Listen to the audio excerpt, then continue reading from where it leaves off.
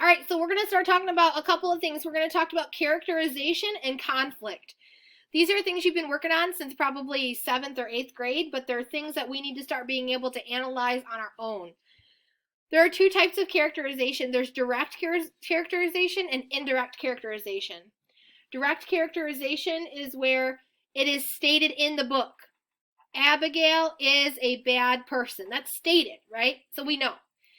Indirect is where we kind of have to use our thinkers and infer things about someone.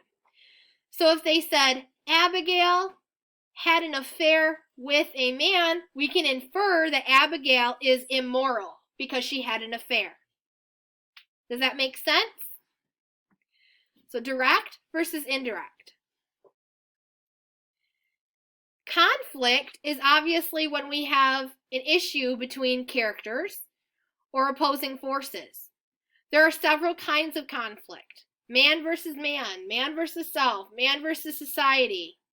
What's the other one? Man versus nature, thank you. So their conflict can be different based on each situation, and it can be multiple types of conflict.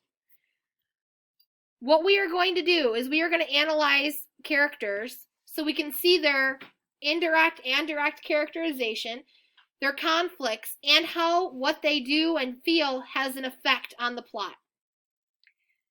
We're going to start with Abigail. I've done this as an example for you. Her main motivation in this entire play so far has been to be with John Proctor. She danced in the woods, she drank blood, she tried to convince him to get with her in the room, and when he denied it, her whole point was to be with John. The problem is, for her, she can't be with John because he and Elizabeth are still together. She wants to obviously get rid of Elizabeth. To describe her personality, I would say she's conniving, lustful, vengeful, controlling, and manipulative. How does she affect the plot? Well, after Tituba is forced to confess, Abigail jumps in and starts accusing others, which then obviously is going to set into motion a lot of problems for other people, right? So it's going to move our story forward. What you're going to do today is you are going to start analyzing the other characters. You're going to analyze Reverend Paris,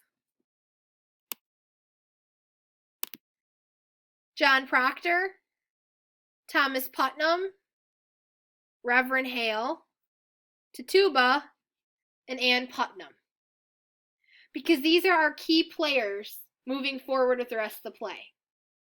So it's really important that you are able to understand who they are and why they're doing what they're doing.